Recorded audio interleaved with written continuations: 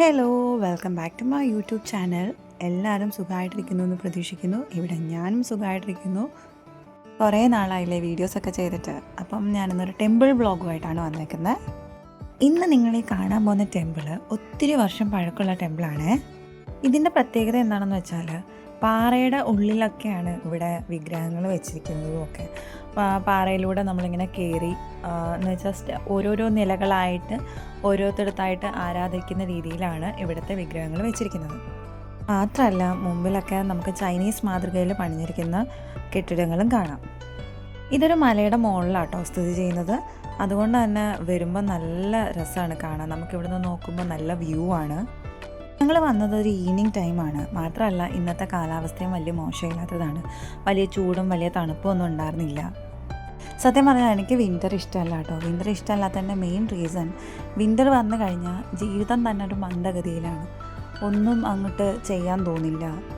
എല്ലാം നമുക്ക് മടി പിടിച്ച ഒരു രീതിയിലാണ് പോകുന്നത്. കാലാവസ്ഥയും അങ്ങനെ തന്നെ, വല്ലപ്പോഴുമൊക്കെ വെയിലും വെട്ടമൊക്കെ ഉള്ളൂ.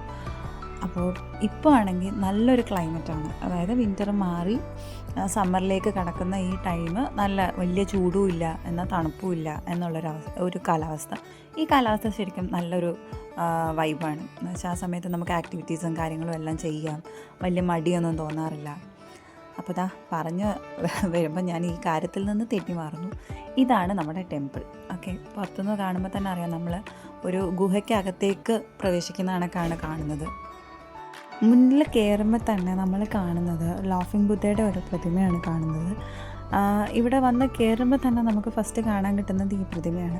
അത് കഴിഞ്ഞ് സൈഡിലേക്ക് നോക്കുമ്പോൾ ഒരു വലിയ മണിയുണ്ട്, ബെല്ലുണ്ട്. അതിന് താഴെ ഒരു ബുദ്ധഭഗവാന്റെ ഒരു പ്രതിമയും കൂടിയുണ്ട്. ഇത് കണ്ടാൽ അറിയാം എത്രത്തോളം പഴക്കമുള്ള ഒരു ബെല്ലാണെന്ന്. കണ്ടില്ലേ എന്ത് പഴക്കമുണ്ടെന്ന് നമുക്കിത് നോക്കുമ്പോൾ തന്നെ മനസ്സിലാകും. ഇതൊരു വലിയ ബെല്ലാണ്. കാണുമ്പോൾ തന്നെ നമുക്ക് അതിൻ്റെ പഴക്കവും കാര്യങ്ങളൊക്കെ മനസ്സിലാവും. പിന്നെ തൊട്ടടുത്ത് തന്നെ സ്ക്രീനിൽ സംഭാവന കൊടുത്തവരുടെയൊക്കെ വിവരങ്ങളും ഒക്കെ കൊടുത്തിട്ടുണ്ട്, എത്രയാണ് സംഭാവന കൊടുത്തതെന്നും ഒക്കെ. പിന്നെ കയറി വരുമ്പോൾ തന്നെ ഇവിടെ മെഴുകുതിരി വെച്ചിട്ടുണ്ട്. നമ്മുടെ നാട്ടിൽ വിളക്കാണെങ്കിൽ ഇവിടെ മെഴുകുതിരിയാണ് വെക്കുന്നത്. ക്യാൻഡിൽസ് ഇവിടെ തന്നെ അവർ നമുക്ക് വാങ്ങാൻ കിട്ടും. തൊട്ടടുത്ത് തന്നെ ഒരു സ്റ്റോർ പോലെ അവർ ക്രിയേറ്റ് ചെയ്തിട്ടുണ്ട്. പിന്നെ കയറി വരുമ്പോൾ നമ്മൾ കാണുന്നത് ഇവിടെ ഒരു ഭണ്ഡാരപ്പെട്ടിയും അതിന് തൊട്ടടുത്തൊരു കുഷ്യൻ വെച്ചിട്ടുള്ള ഒരു സംഭവമാണ് കാണുന്നത്. അവിടെ നമ്മൾ മുട്ടുകുത്തി ഇരുന്നിട്ടാണ് പ്രാർത്ഥിക്കേണ്ടത്. കണ്ടില്ലേ, ഇവിടെ ഒരു ബുദ്ധൻ്റെ പ്രതിമയുണ്ട്. അപ്പോൾ ഇതിന് മുന്നിലായിട്ട് തന്നെ നമുക്ക് അഗർബത്തി കത്തിച്ച് വെക്കാനുള്ള സൗകര്യം കൊടുത്തിട്ടുണ്ട്. ഇവിടെ മെയിനായിട്ട് നമ്മൾ ഓഫർ ചെയ്യുന്നത് ഈ ക്യാൻഡിൽസും ഈ അഗർബത്തിയുമാണ്. അപ്പോൾ നമുക്ക് ഇത് രണ്ടും അവിടെ വാങ്ങാൻ കിട്ടും. പിന്നെ ഇതിന് തൊട്ടടുത്തൊക്കെ നോക്കിയാൽ തന്നെ കാണാം ഒരു പലതരം സാധനങ്ങൾ വെച്ചിട്ടുണ്ട്. നല്ല ഭംഗിയായിട്ടാണ് ഇവിടെ അണിയിച്ചൊരുക്കി വെച്ചിരിക്കുന്നത് ഇവിടുത്തെ വിഗ്രഹങ്ങളും കാര്യങ്ങളും ഒക്കെ. ഇവിടുത്തെ എന്തൊക്കെയാണ് വിഗ്രഹങ്ങളെന്നോ എന്താണ് സംഭവങ്ങളെന്നോ ഒന്നും പറഞ്ഞു തരാൻ എനിക്കറിയില്ല. അപ്പം വരുന്ന വീഡിയോസിൽ ഇതിൻ്റെയൊക്കെ അതായത് ഇവിടുത്തെ ഐതിഹ്യങ്ങളും കാര്യങ്ങളും ഒക്കെ ഉൾപ്പെടുത്താൻ ഞാൻ ശ്രമിക്കാം. ഇതിന് തൊട്ടപ്പുറത്ത് ഒരു ടെമ്പിളും കൂടിയുണ്ട്. അവിടെ ദേവിമാരുടെ പ്രതിഷ്ഠയും കാര്യങ്ങളൊക്കെയാണ് കൊടുത്തിരിക്കുന്നത്. ഇവിടെ ഈ ഏരിയയിൽ നോക്കുമ്പോൾ തന്നെ അറിയാം ഈ കേവിന് അവിടെ ഇവിടെയൊക്കെ ആയിട്ട് ഡോർസ് കൊടുത്തിട്ടുണ്ട്. അത് ഓരോരോ ക്യാബിൻസാണ്. എനിക്ക് തോന്നുന്നു ഇവിടെ പൂജ ചെയ്യുന്ന പൂജാരിമാർക്കും സന്യാസിമാർക്കും ഒക്കെ റെസ്റ്റ് ചെയ്യാനും ഒക്കെയുള്ളൊരു റൂമും കാര്യങ്ങളൊക്കെയാണെന്നാണ് തോന്നുന്നത്. ഇവിടെ കണ്ടില്ലേ പല ടൈപ്പിലെ ക്യാൻഡിൽസ് ഇവിടെ അവർ കൊടുക്കുന്നുണ്ട്. 2 ടൈപ്പ് ക്യാൻഡിൽസാണ് മെയിനായിട്ട്. ഇങ്ങനത്തെ കുഞ്ഞു ക്യാൻഡിൽസും ഈ കാണുന്ന നീളമുള്ള ക്യാൻഡിൽസിൻ്റെ തന്നെ പല സൈസിലെ ക്യാൻഡിൽസും അവിടെ അവൈലബിൾ ആണ്. പിന്നെ മുകളിൽ കൊത്തുപണികൾ ചെയ്തിട്ടുണ്ട്. കൊത്തുപണികൾ എന്ന് പറഞ്ഞാൽ പല പല സന്യാസിമാരുടെയൊക്കെ പ്രതിമകളും കാര്യങ്ങളൊക്കെയാണ്. പിന്നെ ചൈനീസിൽ എന്തൊക്കെയോ കൊത്തി വെച്ചിട്ടുണ്ട്. ഒരു ഭണ്ഡാരപ്പെട്ടി, നമ്മുടെ നാട്ടിലത്തെ ഭണ്ഡാരപ്പെട്ടി പോലെ തന്നെ ഇവിടെ ഒരു ഭണ്ഡാരപ്പെട്ടി വെച്ചിട്ടുണ്ട്. കണ്ടില്ല, നമുക്ക് ഒത്തിരി സിമിലാരിറ്റീസ് നമുക്ക് നോട്ടീസ് ചെയ്യാൻ പറ്റും നമ്മുടെ നാടും ഇവിടെയായിട്ട്. വൈകുന്നേരം വന്നതുകൊണ്ട് തന്നെ ഇപ്പോൾ സൺസെറ്റിൻ്റെ ടൈമാണ്. ഒരു ചെറിയ കാറ്റും നമുക്ക് ഇവിടെ നിന്ന് സൺസെറ്റ് കാണാൻ പറ്റും. ഇവിടെ വന്നപ്പോഴത്തേക്കും കുട്ടികൾക്ക് കളിക്കാനും ഒക്കെ ആയിട്ട് ഒത്തിരി സ്ഥലവും കാര്യങ്ങളൊക്കെ ഉള്ളതുകൊണ്ട് അവരൊക്കെ ഓടിക്കളിക്കുകയായിരുന്നു. കണ്ടില്ല, എല്ലാവരും അങ്ങോട്ടും ഇങ്ങോട്ടും ഓടിക്കളിക്കുകയാണ്. ഇതിൻ്റെ തട്ടായി കാണുന്നിടത്തെല്ലാം ഇങ്ങനെ പൂജിക്കുന്ന ഏരിയകളാണ്.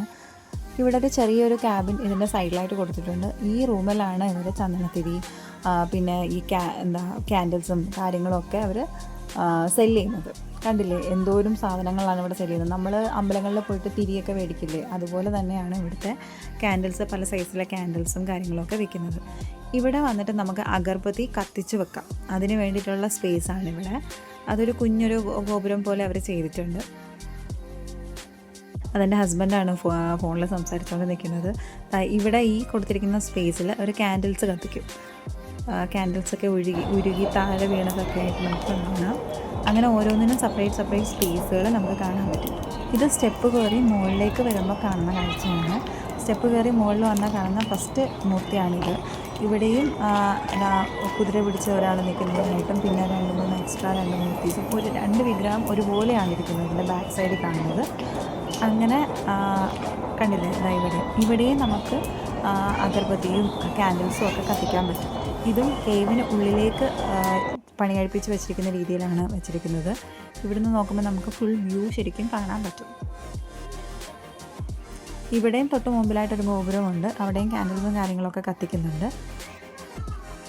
ഇത് നമ്മൾ കയറി വന്ന് രണ്ടാമത്തെ മൂർത്തിയാണ്. നമ്മൾ കയറി വന്നു കഴിയുമ്പോൾ ആദ്യത്തെ മൂർത്തി കഴിഞ്ഞ് രണ്ടാമത് വരുന്ന മൂർത്തിയാണ് ഇവിടെ.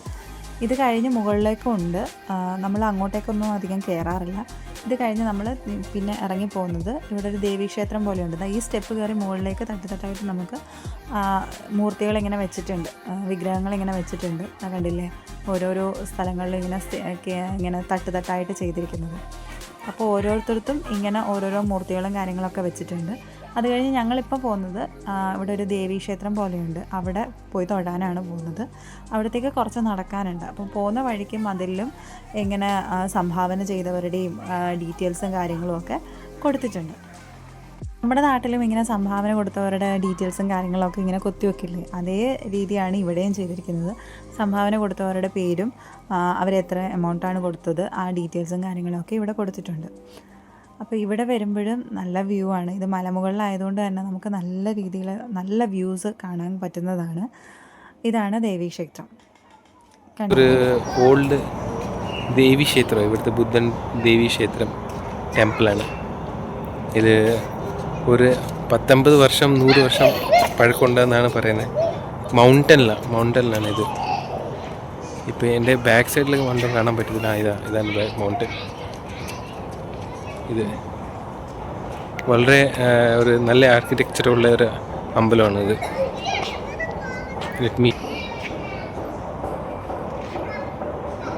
ചൈനീസ് ആർക്കിടെക്ചറൽ ഉള്ള അമ്പലം.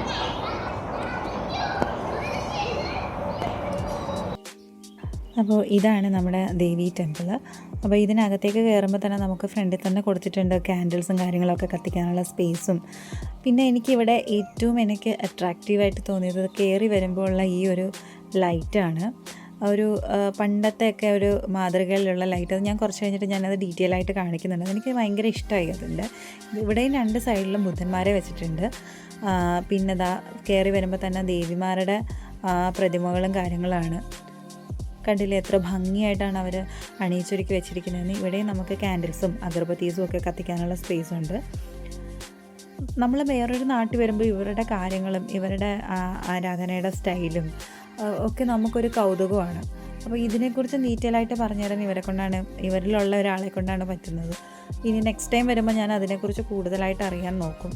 ഇത്തവണ വന്നപ്പോൾ ഈവനിങ് ടൈം ആയതുകൊണ്ട് തന്നെ അധികം പൂജാരിമാരെയോ സന്യാസിമാരെയോ ആരെയും കാണാൻ പറ്റിയില്ല. കണ്ടില്ലേ, ഇവിടെയും ഒരു ബെല്ല് കൊടുത്തിട്ടുണ്ട്. ഈ റോഡ് വെച്ചിട്ടാണ് നമ്മളിവിടുത്തെ ബെല്ല് അടിക്കുന്നത്. നമ്മുടെ നാട്ടിലത്തെ കണക്കല്ല, ഇവിടെ ഇച്ചിരി മാറ്റമുണ്ട്. നമ്മുടെ നാട്ടിലത്തെ അമ്പലങ്ങളും ഇവിടെ തമ്മിലൊക്കെ എന്തൊക്കെ വ്യത്യാസങ്ങളും സാമ്യതകളും ഉണ്ടെന്ന് ഇപ്പോൾ ഏകദേശം നിങ്ങൾക്ക് മനസ്സിലായില്ലേ. ഇതാണ് ഞാൻ പറഞ്ഞ ആ ലാമ്പ് കേട്ടോ. ഞാൻ നേരത്തെ പറഞ്ഞ ആ ലാമ്പ് ഇതാണ്. എനിക്കിത് ഭയങ്കര അട്രാക്റ്റീവായിട്ട് തോന്നി. ഒത്തിരി പഴക്കമുള്ളതാണെന്ന് തോന്നുന്നു. മുന്നിലോട്ട് ഇറങ്ങുമ്പോൾ സൈഡിൽ ഒരു സ്റ്റെപ്സ് കൊടുത്തിട്ടുണ്ട്. അതും ഇങ്ങനെ മുകളിലേക്ക് കയറി പോകാനും അവിടെ ആരാധിക്കുന്ന ഓരോരോ ഏരിയ സ്പേസും കാര്യങ്ങളും ഉണ്ട്. പിന്നെ നമുക്ക് പോകാനുള്ള സമയമായി. ഈ നടക്കുന്ന അങ്കിളാണ് പറഞ്ഞത് ഇവിടെ നട അടയ്ക്കേണ്ട സമയമായി, അതായത് അമ്പലം അടയ്ക്കേണ്ട സമയമായി, തിരിച്ചിറങ്ങിപ്പോകുന്നു. അപ്പം വൈകുന്നേരം ആയപ്പോൾ അധികം ആൾക്കാരൊന്നും ഉണ്ടായിരുന്നില്ല കേട്ടോ, ഞങ്ങൾ മാത്രമായിരുന്നു ഉണ്ടായിരുന്നത്. അതുകൊണ്ട് തന്നെ പുറത്തേക്ക് ഇറങ്ങുകയാണ്. അപ്പോൾ ഇന്നത്തെ വ്ളോഗ് ഇത്രയേ ഉള്ളൂ കേട്ടോ. അപ്പോൾ നിങ്ങൾക്ക് ഈ അമ്പലവും ഇവിടുത്തെ ഈ കാര്യങ്ങളൊക്കെ ഇഷ്ടമായെങ്കിൽ കമൻറ്റ് ചെയ്യണേ. ലൈക്ക് ചെയ്യണം. അപ്പോൾ കുറേ നാളായില്ലേ വ്ളോഗൊക്കെ ചെയ്തിട്ട്, അപ്പോൾ എനിക്ക് അതിൻ്റെ ആ ഒരു ഫ്ലോ അങ്ങ് പോയി ഇടയ്ക്ക് ഒരു 4-5 വീഡിയോസ് ചെയ്തപ്പോൾ അതൊന്ന് നേരെയായി വന്നതായിരുന്നു. ഇപ്പോൾ വീണ്ടും കുറച്ച് ഗ്യാപ്പ് വന്നപ്പോഴത്തേക്കും ആ ഒരു ഫ്ലോ അങ്ങ് പോയി. ഇപ്പോൾ ഇനി ഞാൻ വീഡിയോസ് ചെയ്ത് അത് വീണ്ടും ഒന്ന് റെഡിയാക്കി എടുക്കുന്നുണ്ട്. അപ്പോൾ ഇന്നത്തെ വ്ളോഗ് നിങ്ങൾക്ക് ഇഷ്ടമായെങ്കിൽ ലൈക്ക് ചെയ്യണം, ഷെയർ ചെയ്യണം, കമൻറ്റ് ചെയ്യണം, പിന്നെ പ്ലീസ് സബ്സ്ക്രൈബ് ചെയ്യണം കേട്ടോ. അപ്പം സബ്സ്ക്രൈബ് ചെയ്ത് ലൈക്കും ഷെയറും ഒക്കെ ആയാലേ നമ്മുടെ ചാനൽ ഗ്രോ ആവത്തുള്ളൂ. അപ്പോൾ ഇന്നത്തെ വ്ളോഗ് ഇത്രയേ ഉള്ളൂ. ഇതിലൊരു ഞാൻ ഫസ്റ്റ് ടൈം കാണുന്ന കാര്യമാണ് ഇവിടെ ഷട്ടർ അടയ്ക്കുന്നത്. ഞാൻ മുമ്പ് വരുമ്പോൾ ഇങ്ങനെ പെട്ടെന്ന് അമ്പലം അടയ്ക്കുന്നതൊന്നും കണ്ടിട്ടില്ലല്ലോ. അപ്പോൾ ഇവിടെ അമ്പലം അടയ്ക്കുന്നത് ഈ രീതിയിലാണ്. കണ്ടില്ലേ, എല്ലാത്തിനും അതിൻ്റേതായ സിസ്റ്റംസും കാര്യങ്ങളും എല്ലാം ഇവർ ഫോളോ ചെയ്യുന്നുണ്ട്. ഇവിടെയാണ് കാറ് പാർക്ക് ചെയ്തത്. നമ്മൾ ഇതിൽ വരുന്നതിന് 2 റൂട്ടുണ്ട്. ഇതിലെയാണ് നമ്മൾ മെയിനായിട്ട് വരാറ്, ഈ ടണലിലൂടെ. നല്ല രസമാട്ടോ കയറി വരുന്ന കാണാനും ഒക്കെ. അപ്പോൾ ഇന്നത്തെ വ്ളോഗ് ഇത്രയേ ഉള്ളൂ. അടുത്ത വീഡിയോ ആയിട്ട് വരുന്നവരെയും ബൈ ബൈ, സീ യു.